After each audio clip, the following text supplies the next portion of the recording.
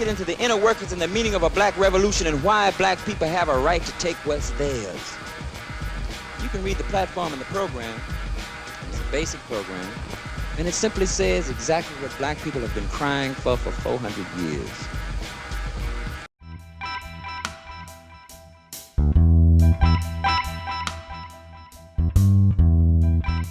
Tell them to look at the American prison system. See how many African American and Latino people that in jail for, I think it's 2.5 million in jail for petty marijuana and and crack. They in jail. There are more black people in prison today than there were in chattel slavery in 1850. You can research Michelle Alexander's book for that. 2, every 36 hours, at least for the first 6 months of this year, every 36 hours, not this year, last year, every 36 hours a black man, woman, and child is murdered by the police, sheriffs, racist vigilante, security guard, or some type of fiduciary policing force. Talking about statistics and you really see where black people are or people of color are, you can't deny what some of the statistics say about unemployment, the higher numbers of black men. You can't say that all those black men are trifling. That is not the case. I bet you're going to sit there and be like, I'm not racist. I have 5 black friends. You counted those friends. That means you're racist. I can't count how many white friends I have, but I know I have white friends. You know what I mean? I'm not going to sit there, oh, that's one, oh, that's Jerome, that's one black friend. Oh, I met Lisa at work. Oh, that's one black, another black friend. You know what I mean? I don't sit there and count every white person that I come across, but white people do, even unconsciously. You might not even know that you're racist, but you're racist. You know what I mean? You benefit from white skin privilege. And like a lot of our elders, older folks, mom, dads, aunties, uncles is always telling the young folks nowadays, get a job, go to school and get a job, go to school and get a job. No, I don't want to be just over broke. Not like you. You can barely feed us. How come I can't do something on my own? When I go get a job, I'm making somebody else's pockets fatter. How come you won't tell them to go to school and start your own business? Have been tried unfairly by the U.S. Justice Department.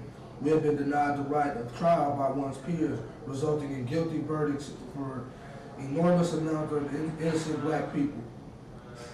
We have been and are being tried by juries that have no understanding of the average reasoning man of the black community. It is time that these cases be reopened, retried by black people, so that the innocence of black inmates can be determined by a jury of their peers, as stated in the 14th Amendment of the U.S. Constitution. We black people shall then deal with our own people by granting freedom from incarceration to those who retrial has validated it, and deferring charges and sentences from those proven to be guilty by their peers. We want amnesty for all political prisoners. All power to the people. All power to the people. Imagine being a mother having to come back and talk to your child and say, you can't do this, baby, because you're black, right? Imagine being in a small, rural, country, southern town where it's splitting pretty much 50-50. So my mother was a librarian, and there was a school nurse, a white woman, who would visit all the schools in the area. And she and my mother, you know, became, I'm not going to call it friends, but just acquaintances. But her daughter, Angela, was my best friend. Like, kids don't know. You're just playing, you're hanging out, you're doing what you're doing. And I'm like, I think I'm in the second grade. I'm pretty sure it was second grade. And so Angela was getting ready to have a birthday party. And her mother talked to my mother, and throughout their time, it's like, oh, Angela talks about Jan, Jan talks about Angela. But on this day, she told my mother, she said, you know, Angela's getting ready to have a birthday party, and you know, she really wants Jan to come, and I do too, but you know, I just don't think it's a good idea for Jan to come, you know, because I don't think the other mothers will let their children stay if Jan comes.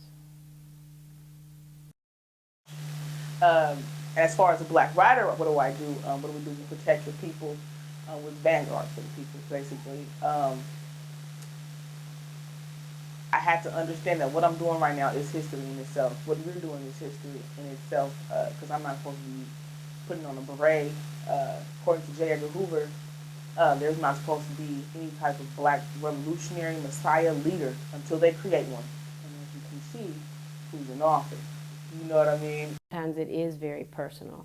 And I think one exercise that would be interesting for your class to do is to ask the question of everybody: when is the first time that you realized that race mattered?